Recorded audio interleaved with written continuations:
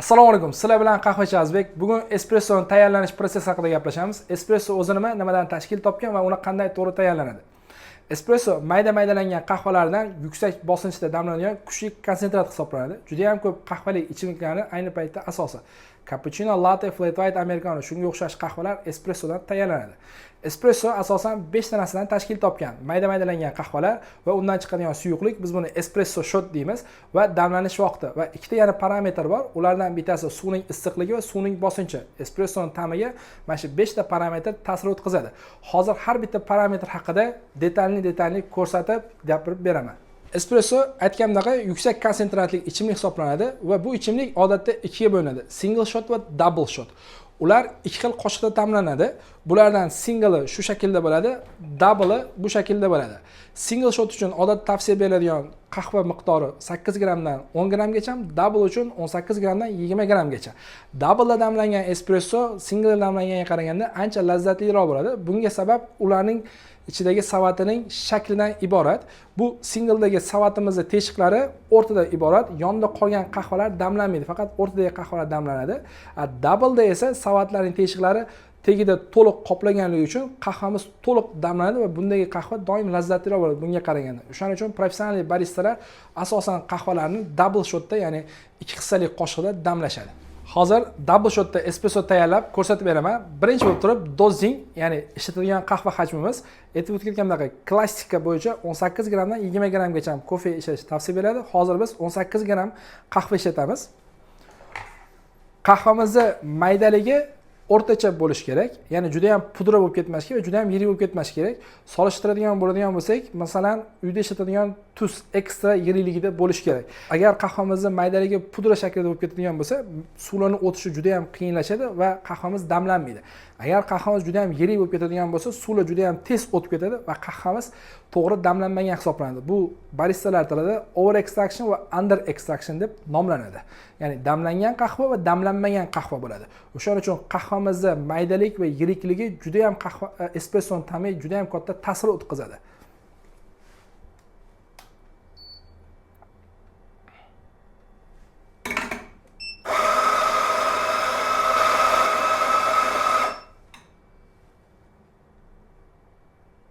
Ikkinchi parametr brew ratio, ya'ni соотношение kofe deymiz. Necha gram qahvaga necha gram suv ishlatamiz? Hozir 18 gram qahva ishlatdik. 18 gram qahvadan necha millilitr suyuqlik olamiz? 18 gramni 2 ga ko'paytiramiz va 36 millilitr suyuqlik bo'ladi. Bu klassik retsept hisoblanadi. Bu espressoni ta'miga qarab turib o'zgaradi va ishlatayotgan qahva donalarimizga qarab turib bu retseptni o'zgartirsak bo'ladi.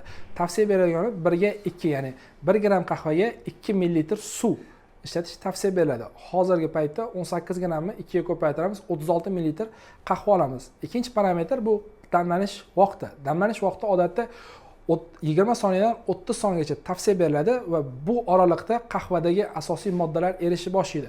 Bular boshida tuz va minerallar, ikkinchisi shakarlar va uchinchisi kofein. Agar 20 soniyadan oz damlaydigan bo'lsak, espressoyimizni ta'mida faqatgina mineral va tuzlar asosan tashkil topganligi uchun yoqimsiz bo'ladi. Agar 30 soniyadan ko'payib ketadigan bo'lsa, ichganimizdan keyin tomoqda qoladigan hissiyoti achchiq va yoqimsiz kuygan ta'mlar bo'ladi. O'shaning uchun odatda tavsiya beriladigani 20 soniyadan 30 soniya oralig'ida damlanish kerak bo'ladi. Shaxsan men 23 soniyadan 27 soniyagacha odatda espressoyimni damlab ichaman.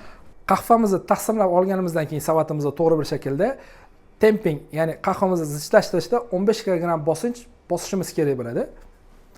Qahvamizni zichlashda qahva qoshig'imizni 30 gradus ko'tarib olamiz va zichlaydigan temperimizni to'g'ri bir shaklda o'rnatib 15 kilogram bosim qilamiz. Qahvamiz ichidagi kapsula holatda bo'lishi kerak.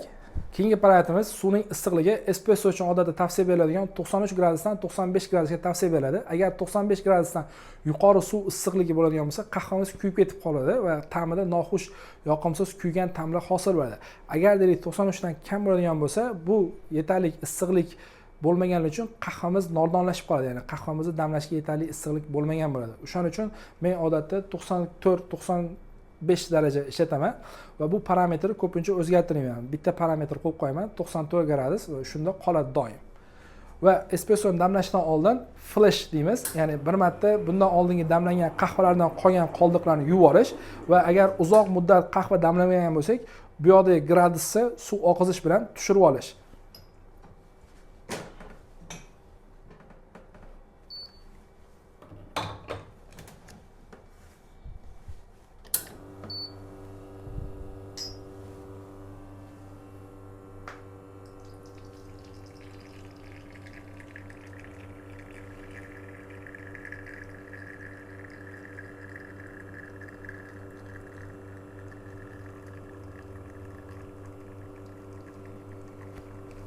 Keyingi parametrimiz suvning bosinchi. Suvning bosinchi 9 bar bo'lishi tavsiya beriladi. Suvning bosinchi va suvning issiqligi sozlamalardan bir marta sozlab qo'yilsa, uzoq muddat o'zgarmasdan qoladi. Baristani asosan nazoratga olish kerak bo'lgan narsalardan bittasi bu qahvaning maydaligi va yirikligi va qahvaga nisbatan suvning miqdori, brew ratiomiz. Agar qahvamiz yiriklashib ketib qoladigan bo'lsa, qahvaning ta'mi nordonlashib ketib qoladi. Agar qahvamiz maydalashib ketsa keragidan ko'p, bu qahvamiz achchiqlashib ketishiga sabab bo'ladi. Brew ratiomiz 1 ga 2 bu tavsiya berilgan retsept. Qahva, ya'ni barista ishlatadigan qahva va uning qovurish darajasiga qarab turib, bu соотношениemiz o'zgaradi. Shaxsan men 1 ga 2,5, 1 ga 2.4 соотношениeni ishlataman. Sizlar bilan qahva jazbi bo'ldi. Keyingi videolarda qaysi mavzularni to'liq yoritib berishimizni xohlaysizlar, shuni kommentariyada yozib qoldiring.